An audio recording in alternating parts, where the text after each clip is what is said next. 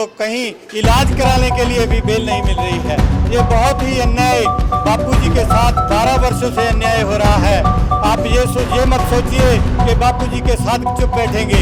हमारे अंदर जोश की जो ज्वाला भड़क रही है, हम उसको अच्छी तरह से फैला देंगे। हर जगह बापूजी का समर्थन करेंगे।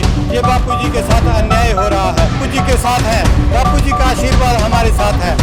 बापूजी के बिना हमारा क्या जीवन है। हम बापूजी के साथ हैं। बापूजी बिल्कुल निर्दोष हैं, निर्दोष हैं, निर्दोष हैं। पूज्य बापूजी को एक सुनियोजित षड्यंत्र के तहत फंसाए गए हैं। पूज्य बापूजी पर लगाए गए आरोप निराधार हैं, उसका कोई भी सबूत नहीं है। हम केस की बात करें तो पूज्य बापूजी को पॉक्सो की धारा लगाई है। पॉक्सो की धारा नाबालिग में लगाई जाती है, लेकिन बच्ची नाबालिग नहीं है, बालिग है। इसके एक नहीं, दो नहीं, कई प्रमाण न्यायालय में पेश किए गए हैं, लेकिन फिर भी इसको नज़रअंदाज किया गया है। मुख्य तौर पे तो मुझे बापूजी पर ये जब आरोप लगाया, उस समय जोधपुर में गहलोत की सरकार थी, कांग्रेस की। गुजरात में जो आरोप लगाया उसमें नरेंद्र मोदी की सरकार थी। तो दोनों जगह अलग अलग पार्टियाँ थी। बाकी केंद्र पार्टियाँ हैं ये तो मतलब अपना स्वार्थ देख करके जिस प्रकार की हवा चलती हो, इस प्रकार की बातें करते हैं। नमस्कार, प्रेस की ताकत में एक बार फिर से आपका स्वागत है। बात कर रहे हैं संत श्री आसाराम जी बापू की। संत श्री आसाराम जी बापू तकरीबन पिछले 12 सालों से जोधपुर की जेल में बंद है, परंतु लगातार यदि 12 सालों की बात करें तो उनको राहत का नामो निशान नहीं है। ना उनको एक दिन की पैरोल मिली, ना उनको एक दिन की फरलो मिली। और ख़ास तौर पर बात करें, जो उनका हक बनता है, उनका स्वास्थ्य भी खराब है और उनको उसके बावजूद कहीं पर कोई प्रॉपर तरीके का, यदि हम सीधे तौर पर ये कह लें, ट्रीटमेंट नहीं मिल रहा। उनका स्वास्थ्य दिन प्रतिदिन बिगड़ता जा रहा है। संत आसाराम बापू जी के पंजाब के अलग अलग ज़िलों से, अलग अलग शहरों से हमारे साथ साधक हैं। उनसे पूछते हैं कि आखिरकार यह मुकदमा सच्चा है, झूठा है, और अगर उनको स्वास्थ्य लाभ नहीं मिल रहा तो उसका आखिरकार कारण क्या है। सबसे पहले जिला पटियाला के पातड़ा कस्बे से हमारे साथ हैं, उनसे पूछते हैं, उनका नाम भी पूछते हैं, उनसे डिटेल भी पूछते हैं। आप ये बताइए, अपना नाम बताएं।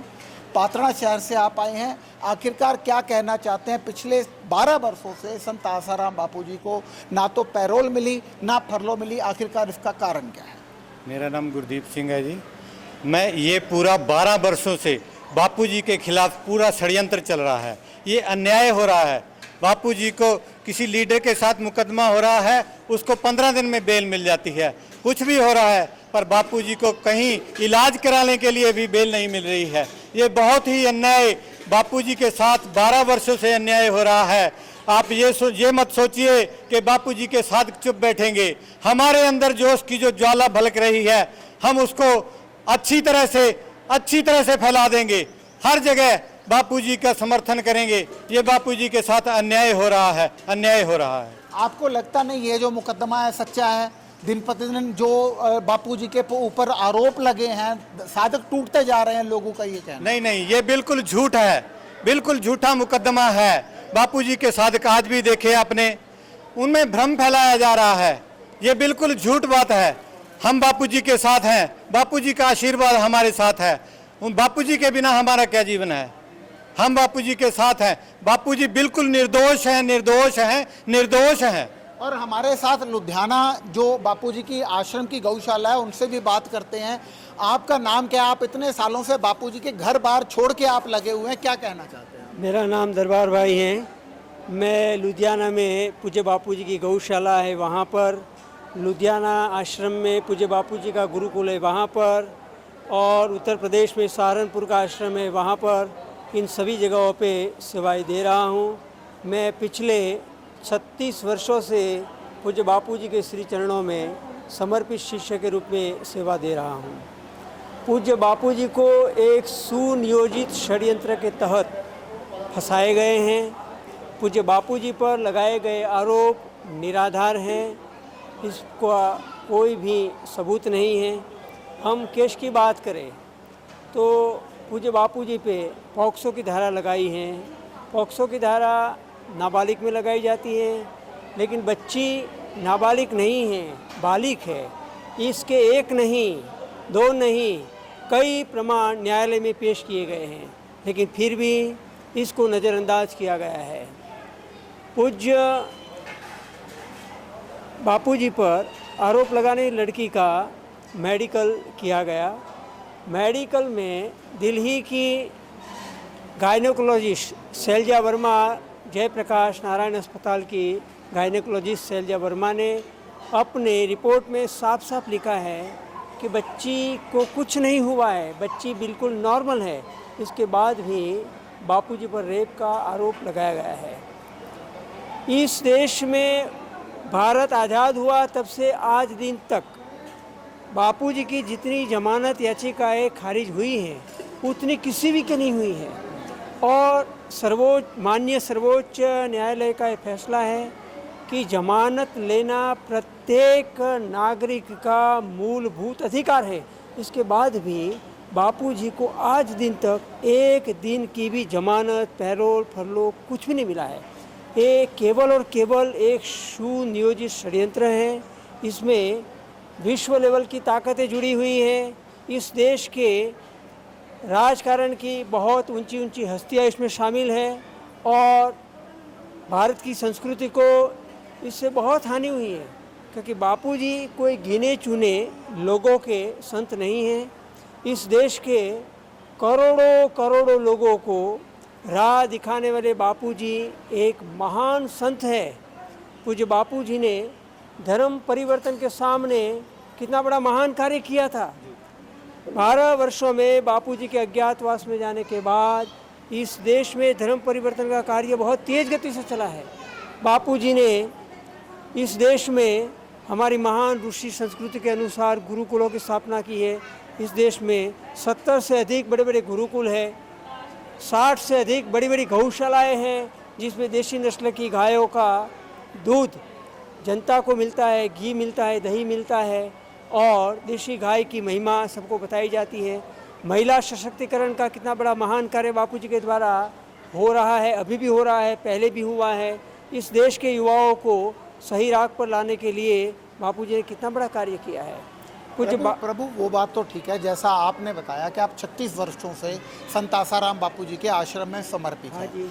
क्या आपने, बापूजी पिछले लगभग 12 सालों से जेल में बंद हैं, उससे पहले का 24 वर्षों की बात करें, कभी भी आपने, क्योंकि आप आश्रम से एक अपन कहे कि आश्रम से जुड़े रहे हैं, आश्रम के समर्पित साधक हैं, आप बेहतर तरीके से साधकों को और ख़ास तौर पर जो नॉन साधक है, जो आश्रम से नहीं जुड़े हुए हैं, बापूजी से नहीं जुड़े हुए हैं, उन बुद्धिजीवी वर्गों को ये बताएं कम से कम कि उन पिछले 24 वर्षों में क्या कभी आश्रम में ऐसा कुछ हुआ जिसके ऊपर कोई भी व्यक्ति उंगली उठा सके, या आपने बापूजी के प्रति कुछ ऐसा देखा हो? बहुत बड़ी विस्मयकारक बात तो यह है कि हम जैसे युवाओं को ब्रह्मचर्य का भ शब्द भी पता नहीं था। इस देश के लाखों नहीं करोड़ों लोगों को बापूजी ने ब्रह्मचर्य की, संयम की शिक्षा दी है, उनको संयम के राह पर चलाए हैं। आज हमारे देश में जो गृहस्थ जीवन में हैं, ऐसे लाखों लाखों की संख्या में भाई बहन हैं जो घर में रहते हुए भी ब्रह्मचर्य व्रत का पालन कर रहे हैं, संयमी जीवन जी रहे हैं। ऐसे महान सद्गुरु कि जिनके शिष्य घर में रहते हुए, गृहस्थ जीवन में रहते हुए ब्रह्मचर्य के रास्ते पे आगे बढ़ रहे हैं, ऐसे महान गुरु के विषय में ऐसा स्वप्न में भी सोच नहीं सकते हैं। ये इतना घृणित आरोप इसलिए लगाया है ताकि लोगों को संतों पे नफरत हो जाए और संस्कृति का बिल्कुल ध्वस्त किया जाए। इसीलिए ये सोची समझी साजिश के तहत ये आरोप लगाया है। आप क्या मान के चलते हैं कि ये जो साजिश है राजकारण में, किस पार्टी की साजिश आप मान के चलते हैं? राजकारण में ऐसा है, सब जानते हैं कि चलती का नाम गाड़ी। पूज्य बापूजी एकांतवास में गए इसके पहले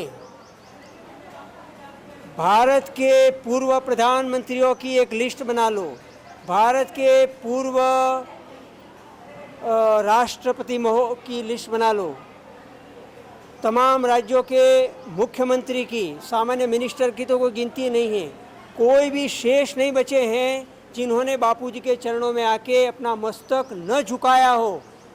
लेकिन ऐसा है कि सब मतलब की दुनिया होती है। जब किसी भी के ऊपर किसी प्रकार का कोई आरोप लगता है तो सब लोग अपना कैलकुलेशन करते हैं कि हमें भी घाटा हो जाएगा, हमें भी नुकसान हो जाएगा, हम क्यों बोले, ऐसा करके लोग किनारा कर लेते हैं। मुख्य तौर पे तो पूज्य बापूजी पर ये जब आरोप लगाया उस समय जोधपुर में गहलोत की सरकार थी, कांग्रेस की। गुजरात में जो आरोप लगाया इसमें नरेंद्र मोदी की सरकार थी। तो दोनों जगह अलग अलग पार्टियां थी। बाकी की अन्य पार्टियां हैं ये तो मतलब अपना स्वार्थ देख करके जिस प्रकार की हवा चलती हो इस प्रकार की बातें करते हैं। तो राजकारणियों का तो कोई भरोसा ही नहीं है। तो आप क्योंकि आश्रम से जुड़े हुए हैं, ये बताइए कि आखिरकार कब तक संत आसाराम जी के बाहर आने की उम्मीद है और अभी बापूजी का स्वास्थ्य है वो कैसा है? बापूजी के स्वास्थ्य के विषय में यदि बात करते हैं तो इस देश का बहुत बहुत और बहुत बड़ा दुर्भाग्य है कि बापूजी का स्वास्थ्य इतनी हद तक गिर गया है। बापूजी की हार्ट का नसों में 3 ब्लॉकेज है, एक में 91%, एक में 96%, एक में 95%। इसके बावजूद भी बापूजी को एक दिन की जमानत नहीं मिली है। बापूजी के पसंदगी के अनुसार उनको इलाज के लिए कहीं पर भी कोई प्रकार की व्यवस्था नहीं हो रही है। ये कितना बड़ा भारी अन्याय है। हमें तो पूर्ण भरोसा है कि बापूजी एक दिन अवश्य साधकों के भक्तों के बीच आएंगे, क्योंकि बापूजी कोई साधारण व्यक्ति नहीं है, वे महापुरुष है, ब्रह्मज्ञानी महापुरुष है। हम आशा रख के बैठे हैं कि एक दिन अवश्य आएंगे। लेकिन बहुत दुख की बात है कि जो बापूजी की बात तो बहुत अलग है, एक सामान्य नागरिक को जो के साथ जो न्याय होना चाहिए उतना भी न्याय बापूजी के साथ नहीं हो रहा है। तो ये थे हमारे साथ विभिन्न साधक। और वहीं जो आश्रम के दरबार भाई लुधियाना गौशाला में जो रहते हैं, पिछले 36 सालों का एक लंबा, आप यूँ कह लीजिए मेरे ख्याल 50-55 आपकी आयु होगी और एक यौवन के समय में आप जो है समर्पित। मेरी आयु 63 ईयर्स है।